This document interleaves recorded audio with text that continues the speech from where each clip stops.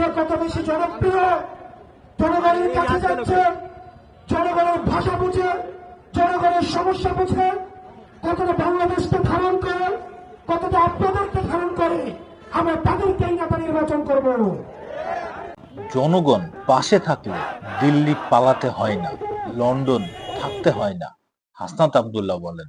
জাতীয় নাগরিক party NCP জনগণের রাজনীতি করবে এবং সবসময় জনগণের পাশে থাকবে বলে প্রতিশ্রুতি দিয়েছেন দলটির দক্ষিণাঞ্চলের মুখ্য সংগঠক হাসনাত আব্দুল্লাহ।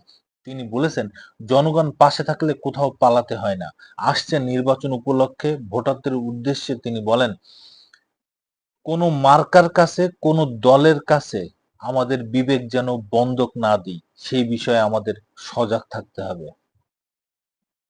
হাসান আব্দুল্লাহ বলেন, ক্ষমতার উৎস দিল্লি নয়, ক্ষমতার উৎস বসুন্ধরা গ্রুপ নয়, ক্ষমতার উৎস এস আলম নয়, ক্ষমতার উৎস কোনো ব্যবসায়ী নাই, ক্ষমতার উৎস কেবল জনগণ।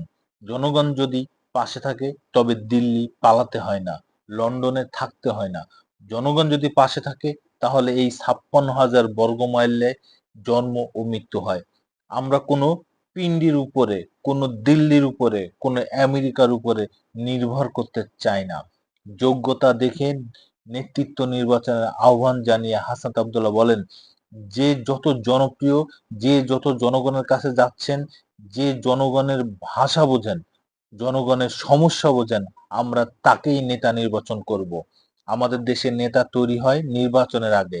ঢাকা থেকে বস্তায় বস্তায় টাকা নিয়ে এলাকায় প্রবেশ করেন। তারা নির্বাচনের আগে রাতে পুলিশ ও এজেন্ট কিনে নেন, এলাকার ওসিকে কিনে নেন, এসপি কে কিনে নেন। আমাদের এলাকা এমন ছিল। সময় এসেছে সচেতন হওয়ার। যে নেতা টাকা নিয়ে আসবেন, মনে রাখবেন সেই নেতা একদিন আপনাকে টাকা দেবেন আর 5 বছর আপনাদের গোলামি করাবেন।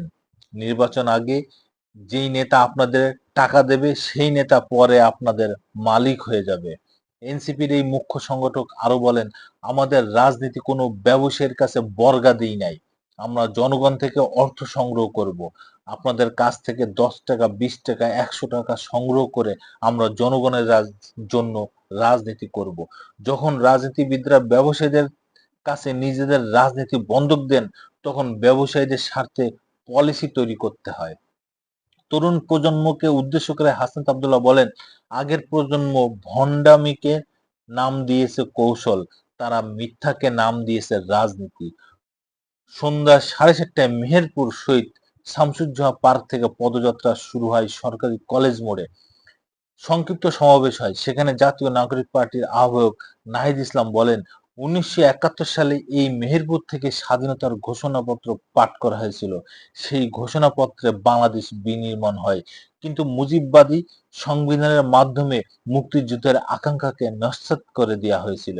মুক্তিযুদ্ধের 54 বছরে সেই স্বপ্ন বাস্তবায়ন হয়নি। 24-এর গণঅভ্যুত্থানের মধ্য দিয়ে বাংলাদেশকে নতুন করে গড়ার সুযোগ এসেছে বলে উল্লেখ করে নাহিদ ইসলাম বলেন, স্বাধীনতার ঘোষণাপত্রের যে আকাঙ্ক্ষা ছিল, 24-এর গণঅভ্যুত্থানের বৈষম্যহীন বাংলাদেশের যে আকাঙ্ক্ষা ছিল, সেই আকাঙ্ক্ষা বাস্তবায়ন করবে গণঅভ্যুত্থানের নেতৃবৃন্দ।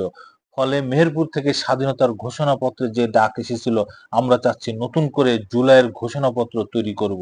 সেই জুলাই ঘোষণাপত্রের মাধ্যমে বাংলাদেশের ভবিষ্যৎ রূপরেখা তৈরি হবে।